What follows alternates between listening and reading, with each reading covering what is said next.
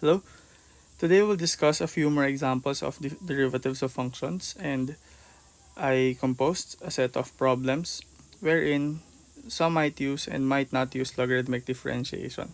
Okay? So I kind of mix it up so we can develop that of instinct of knowing which appropriate method should we use right away. Okay? I also included items that includes differentiation of transcendental functions such as inverse trigo, hyperbolic, and inverse hyperbolic. Now, we just recall a few processes in here. We mainly use log diff if we have these kinds of functions, f of x raised to g of x. Well, because we know how to differentiate a constant, say raised to a function of x, and a function of x raised to, say, a constant. We know how to differentiate such, but for these types, we strictly use log diff or the other method I'll be recalling later. The process is as follows. We should ensure that ln is defined, thus we take the absolute value on both sides. Then we use loss of logarithm to simplify our equation. Lastly, to find dy dx, we use implicit differentiation.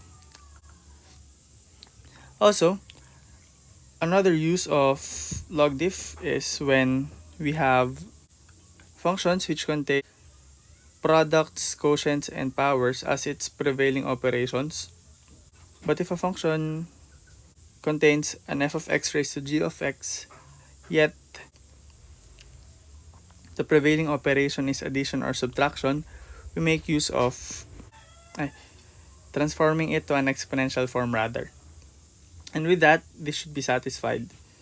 If we have a term or a part of the function which is of the form f of x raised to g of x, we should take note that f of x should be positive for our transformation be valid.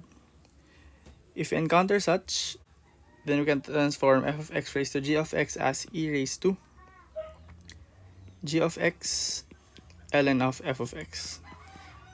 Now this function will be defined since f of x is positive. Okay? That's it. Now we can do the following. For the first example, we have y equals sine squared 3x times sine 2x, all over the product of 5 to the x plus 1 multiplied to the fourth root of 2x squared minus 5. Okay, in here, we can use the quotient rule to differentiate this one.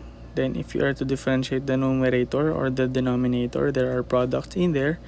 We can use product rule. Then since inside are still functions of x, you can use chain rule then after. But that would be a tedious work to do. Hence, the method called logarithmic differentiation proposes that if you have products, quotients, and powers inside or in a function, then simply take the absolute value of both sides, take the ln, apply loss of logarithms, then implicitly differentiate both sides, will make things easier.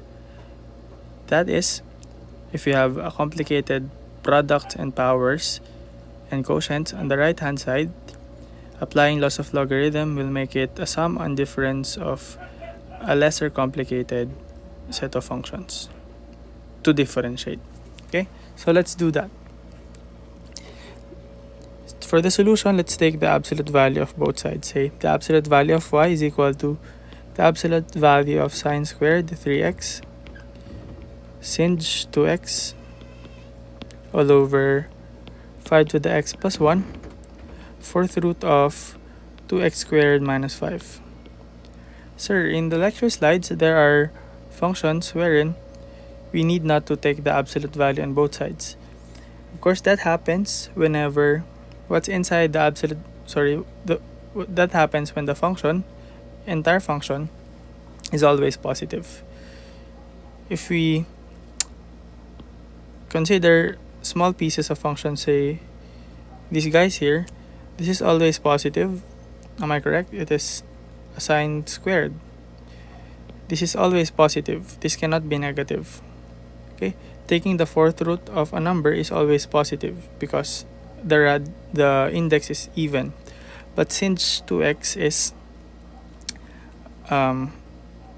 can be any number. Am I right? It can be any real number. Hence, it can be negative. So, since we know these information, we can simplify this even further. As since sine squared 3x times sinh 2x absolute value, all over the absolute value of 5 to the x plus 1 times the absolute value of fourth root of 2x squared minus 5. Recall, if we have constants a and b non-zero, then these are true. Then absolute value of a times b is absolute value of a times the absolute value of b, and the absolute value of a over b is equal to the absolute value of a over the absolute value of b whenever b is non-zero. So these are true. But since these are positive, then we can omit the absolute value on those factors. You have sine squared 3x, absolute value of sinh 2x all over 5 to the x plus 1 times the fourth root of 2x squared minus 5. Okay? Then we apply logarithms on both sides. So you apply ln here and ln here, specifically the natural logarithm. We have ln of absolute value of y is equal to ln of sine squared 3x absolute value of sinh 2x all over 5 to the x plus 1 multiplied to the fourth root of 2x squared minus 5. Then apply loss of logarithm to the right side to obtain ln of sine squared 3x, right? Plus ln of absolute value of sinh 2x. Tama ba? Because if you have an ln of a product, it becomes a sum of logarithms. Then for logarithm of quotients, they become the difference of logarithms. So we have a minus. Since these two guys are in the denominator, they become ln of 5x plus 1 minus ln of the fourth root of 2x squared minus 5. Okay?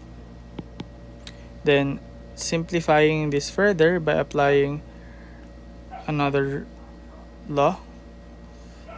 Say when we have a power inside a logarithm, the power goes in front of the logarithm. This becomes 2 ln sine 3x plus ln absolute value of sinh 2x minus ln of 5 to the x plus 1 minus this rational power becomes 2x squared minus 5 raised to 1/4, right?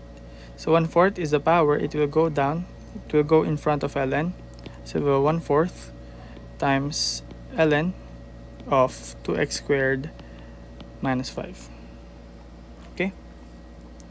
Now, we have the sum of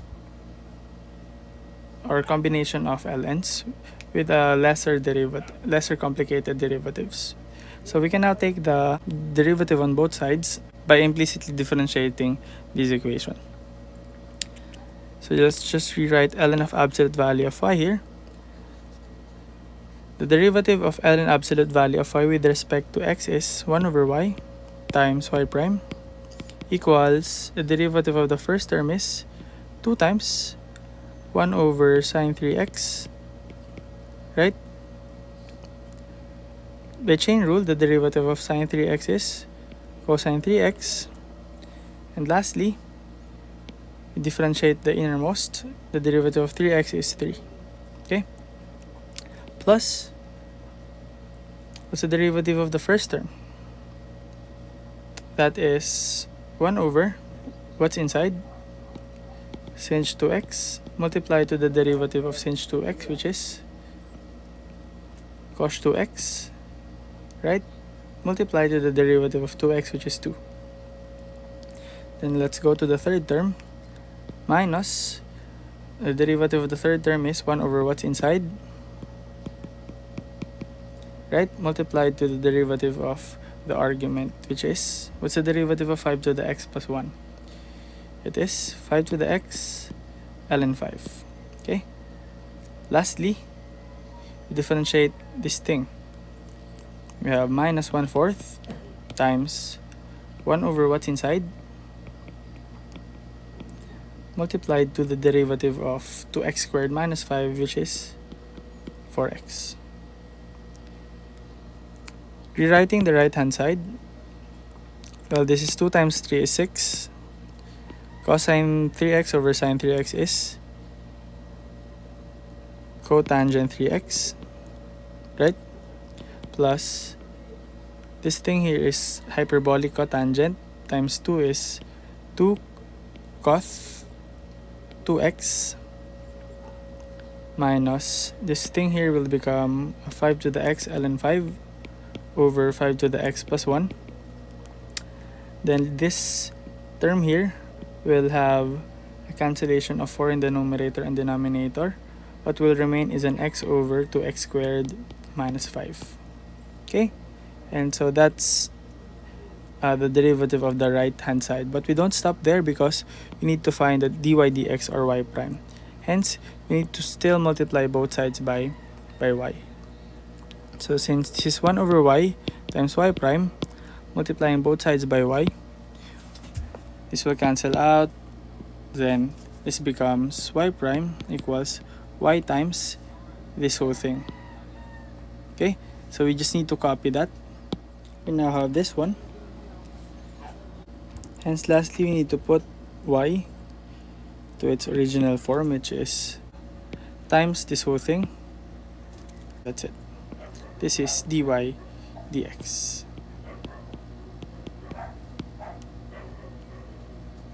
Next, let's find dy dx whenever y is equal to 1/2 raised to x squared arctangent pi x. So do we need to use logarithmic differentiation here? Recall that we need to use logarithmic differentiation whenever 1 is we have a combination of quotients, products, and powers in our function, or we have a function of x raised to a function of x. Because, recall, if you differentiate a to the x for some constant a, this is equal to a to the x ln a. And if you have to if you need to differentiate x to some constant n, then the derivative is just by power rule, n times x raised to n minus 1. Right? So meaning we have these rules such that it says that if you have a constant base, then this is what will happen, and the power is a function of x. Yet if you have a base which is a function of x and the constant power, this is what will happen. But the rule, as a general rule, if you have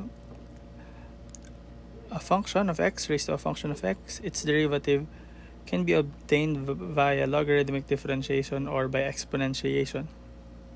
In this case, this is a constant raised to a function of x. Hence, you need not to use the logarithmic logarithmic differentiation. So dy dx here can be found right away. So we have dy dx is a raised to that function of x x squared tangent negative 1 pi x ln of 1/2, right?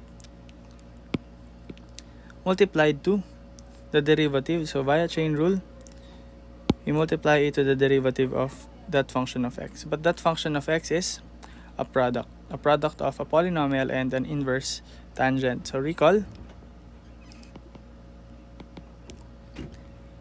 arctangent's derivative is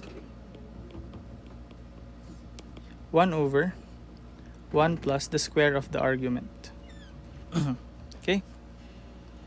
In this case, since this is a product, we need to use the product rule. So left the right plus right the left. So copy the left, multiply it with the derivative of the right function. In this case, the derivative of arctangent. What's that? 1 over 1 plus the square of the argument. Since that's a function of x, we multiply it to the derivative of this function. Inside, we have pi, since pi is a constant. Am I correct? Left to right plus right to left. So let's copy the right function, multiply it with the derivative of x squared. By power rule, the derivative is just 2x. And that's it. So for some, okay na to. Pero let's just make this look nicer. Say we have 1/2 raised to x squared arctangent pi x times ln 1/2 multiplied by pi x squared over 1 plus pi x quantity squared plus 2x arctangent pi x. So an alternative solution is, we can try this. You can write y as 2 raised to negative x squared arctangent pi x. For item C,